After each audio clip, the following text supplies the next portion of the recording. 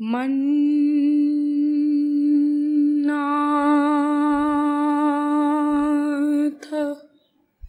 श्री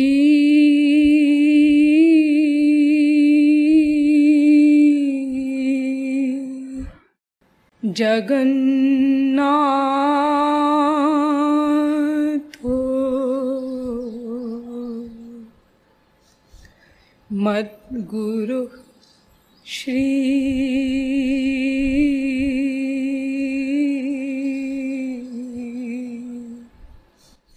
जगद्गुरु मदात्मा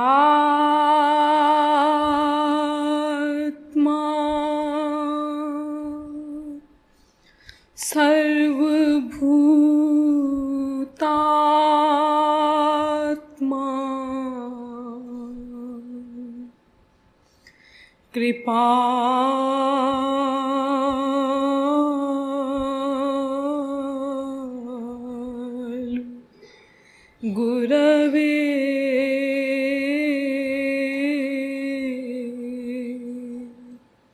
नमः।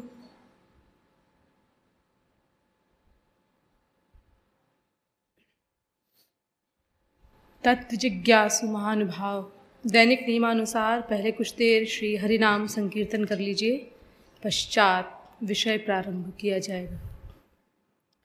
भजो गिरिधर गोविंद गोपाल।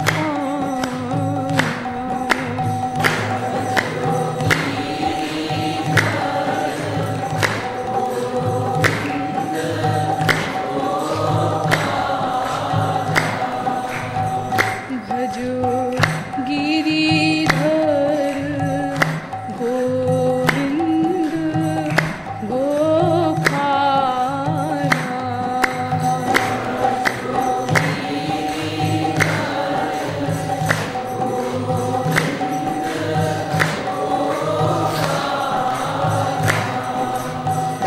भजो गिरिधर गोविंद गोपाल।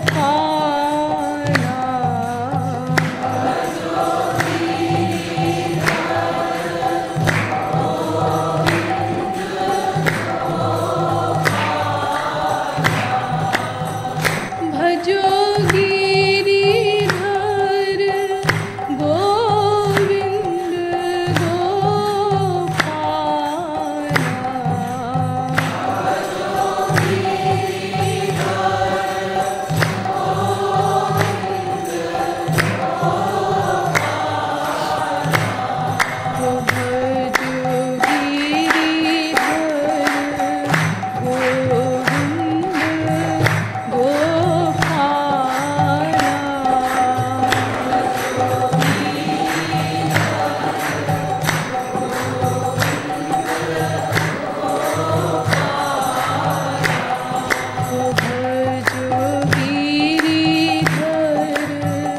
गोविंद गोपाल।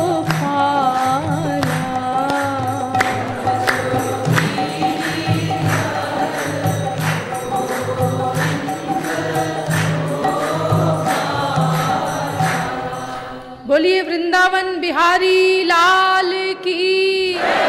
बोलिए जगत गुरु श्री कृपालु जी महाराज की।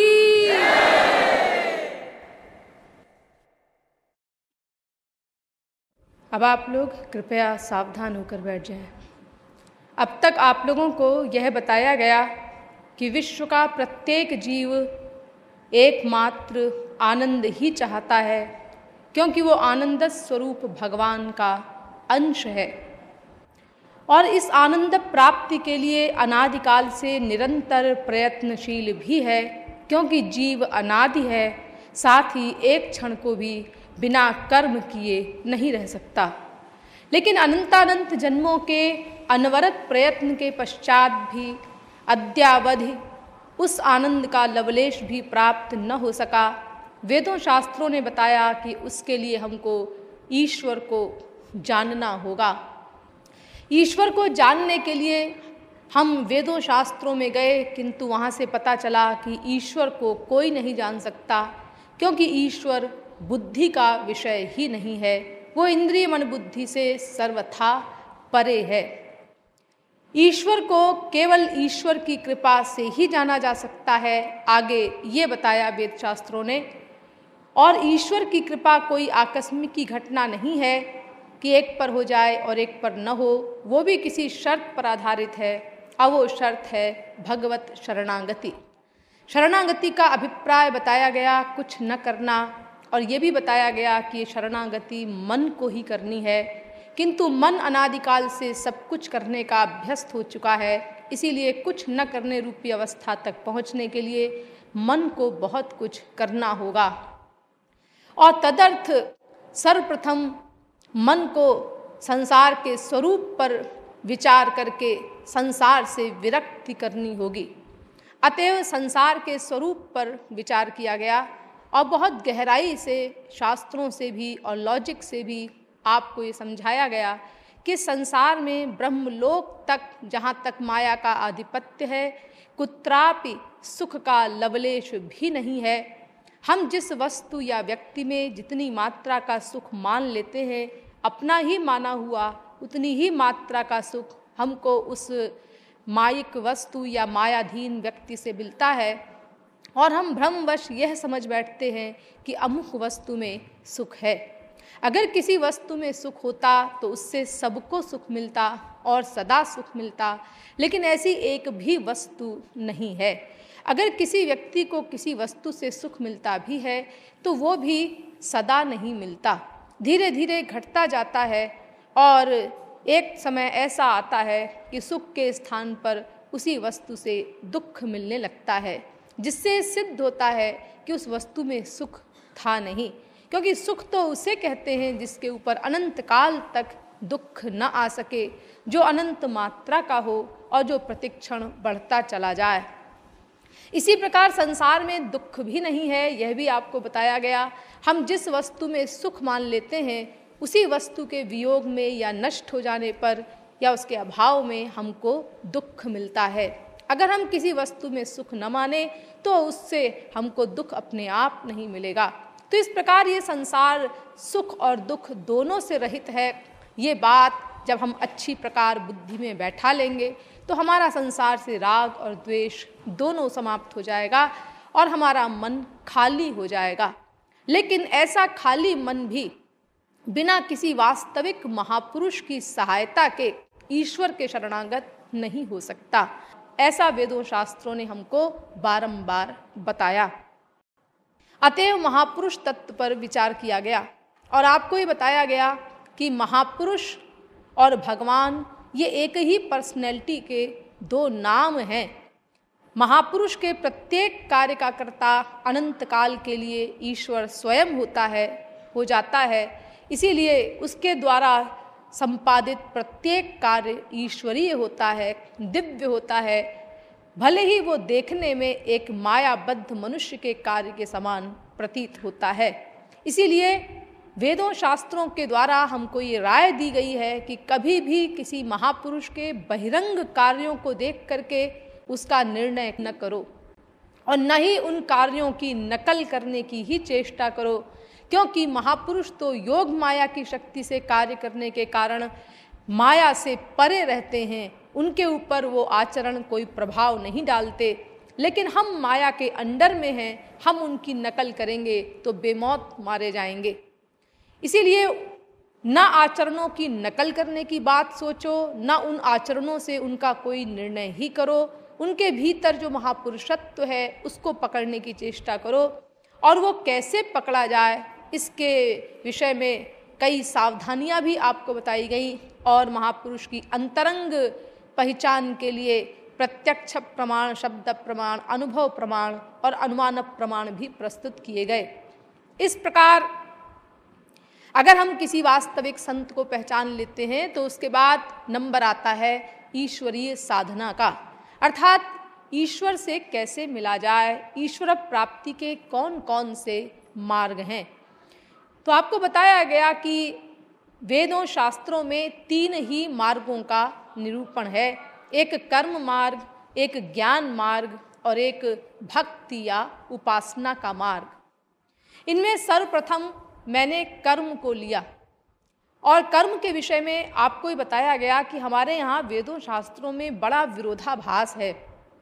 एक ओर तो कर्म धर्म की बहुत अधिक प्रशंसा की गई है और कर्म धर्म के पालन का आदेश दिया गया है, दूसरी ओर वे ही वेद शास्त्र कर्म धर्म की घोर निंदा करते हैं और ऐसा कहते हैं कि कर्म धर्म करने वाले का घोर पतन होता है। तो ये विरोधाभास क्या है? इसका परिहार आवश्यक है। देखिए, 4 सिद्धांत होते हैं। एक होता है कर्म, दूसरा विकर्म, तीसरा कर्म योग और चौथा कर्म संन्यास। इन चारों को अगर आप समझ लें तो ये विरोधाभास जो आपको परेशान कर रहा है, इसका समाधान हो जाए। सबसे पहले कर्म को लीजिए। ये कर्म क्या है? आम लोगों की यह धारणा है, गीता में कर्म का निरूपण है, राम ने कर्म का निरूपण किया, ऐसी गप वे लोग झोंक देते हैं, अंडबंड बोलते हैं, जो कर्म की परिभाषा भी नहीं जानते बेचारे कि कर्म कहते किसको है। तो आज सुन लीजिए कि कर्म किसे कहते हैं। वेद प्रणिहितो धर्मो ह्यधर्मस्तद्विपर्ययः। भागवत 6वें स्कंद के पहले अध्याय का 40वां श्लोक। ये कर्म या उसी को धर्म भी कहा जाता है, ये क्या है? वेदों में जो विधि निषेध बताया गया है उसी के अनुसार जो कर्म करे, मनमाने ढंग से नहीं। वेदों में जो वर्णाश्रम धर्म है, जो विधि निषेधात्मक धर्म बताया गया है, उसका वेद के अनुसार ही सही सही आचरण करे तो वो कर्म कहलाता है। ये कर्म 4 प्रकार के होते हैं। एक नित्य कर्म पहला, दूसरा नैमित्तिक कर्म, तीसरा काम्य कर्म और चौथा प्रायश्चित्त कर्म। नित्य, नैमित्तिक, काम्य और प्रायश्चित। नित्य कर्म माने जैसे संध्या आदि है, नहाना धोना है, ये कंपलसरी है सबके लिए, ये करने पड़ेंगे रोज और अपने अपने वर्ण और अपने अपने आश्रम के अनुसार करने पड़ेंगे। यानी ये धर्म के कानून, कर्म के कानून, ये सबके लिए एक से नहीं है, ये सब अलग अलग हैं सबके लिए। ब्राह्मण के लिए अलग कर्म है, क्षत्रिय के लिए अलग है, वैश्य के लिए अलग है, शूद्र के लिए अलग है, फिर इसी प्रकार ब्रह्मचारी के लिए अलग है, गृहस्थी के लिए अलग है, वानप्रस्थी के लिए अलग है, सन्यासी के लिए अलग है। तो जिसके लिए जो बताते हैं वेद और स्मृति, धर्मशास्त्र, उसको वही करना होगा, अपने अपने वर्ण और अपने अपने आश्रम के अनुसार। दूसरे वर्ण और दूसरे आश्रम का अगर वो करेगा तो अधर्म हो जाएगा। अपने अपने वर्ण और अपने अपने आश्रम के लिए जो बताते हैं विधान वेद, उसका पालन करना। जैसे संध्या करनी है जिन लोगों को, वो करें, जिसके लिए जो बताया गया है वो कंपलसरी है उसके लिए करना। क्यों जी? अगर न करें तो ये कंपलसरी शब्द का प्रयोग क्यों किया गया? अगर न करें हम तो नहीं करोगे तो दंड मिलेगा। अच्छा, और अगर करेंगे तो इसका मतलब फिर पुरस्कार मिलेगा ना? पुरस्कार नहीं, पुरस्कार करेंगे तो कोई पुरस्कार नहीं ना, और नहीं करेंगे तो दंड मिलेगा। जी हाँ, अच्छी मुसीबत है, ये अच्छा विधान है भगवान के यहाँ का। करो तो कोई इनाम विनाम नहीं और ना करो तो दंड। अरे अरे, आप लोग भगवान पर अटैक करने के लिए बहुत जल्दी तैयार हो जाते हैं, लेकिन ये खाली भगवान के यहाँ ऐसा है ऐसा नहीं, ये आपके संसार में भी ऐसा ही होता है। देखो, संसारी गवर्नमेंट के कानून आप लोग मानते हैं कि नहीं मानते? जो भी कानून है किसी दुनियावी गवर्नमेंट के, वो हर नागरिक को मानने पड़ेंगे अपने देश के कानून। अगर कोई नहीं मानता, कानून का उल्लंघन करता है तो दंड मिलता है उसको, और कानून का पालन करता है तो उसे कोई इनाम नहीं मिलता। जैसे ये कानून है कि भाई तुम जब ट्रेन में बैठो सफर करने के लिए तो टिकट लेकर के बैठो। अब आपने इस कानून का पालन किया, टीसी आया, आपका टिकट ये लीजिए साहब, ठीक है, लो, चल दिया आगे। साहब क्या है? कुछ इनाम दीजिए ना। क्या मतलब? अरे मतलब मैं टिकट लेके बैठा हूं, मैंने कानून का पालन किया है तो मुझे कुछ पुरस्कार मिलना चाहिए ना, पुरस्कार मिलना चाहिए। अरे तो आपकी ड्यूटी है, टिकट लेके बैठना ही चाहिए आपको। आप साहब दिखाइए अपना टिकट। जी मैंने टिकट नहीं लिया। टिकट नहीं लिया? हाँ तो ठीक है, ये कलकत्ता से गाड़ी चली है, अब हम तुमसे कलकत्ता से चार्ज लेंगे, प्लस जुर्माना अलग से देना पड़ेगा तुमको, डबल चार्ज। देखो, नहीं लिया तो दंड मिला, और लिया, कानून का पालन किया तो कोई पुरस्कार नहीं मिला। संसार में भी ऐसा होता है ना। तो ऐसे ही ईश्वरीय जगत में भी ये जो नित्य कर्म है, इनका पालन करना अपने अपने वर्ण और आश्रम के अनुसार सबको कंपलसरी है। अगर कोई ऐसा नहीं करता तो उसको दंड मिलेगा, और करने वाले को कोई पुरस्कार नहीं मिलेगा।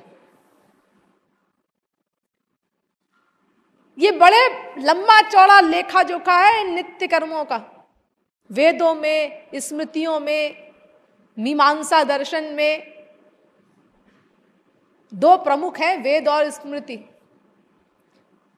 ब्राह्मण के लिए ये कर्म, क्षत्रिय ये करे, वैश्य ये करे, शूद्र ये करे, ब्रह्मचारी ये करे, गृहस्थी ये करे, वानप्रस्थी ये करे, सन्यासी ये करे। सवेरे उठने से लेकर के रात के सोने तक के कर्म, बड़ा लंबा चौड़ा विधान है, पढ़ लीजिएगा जिसको शौक हो।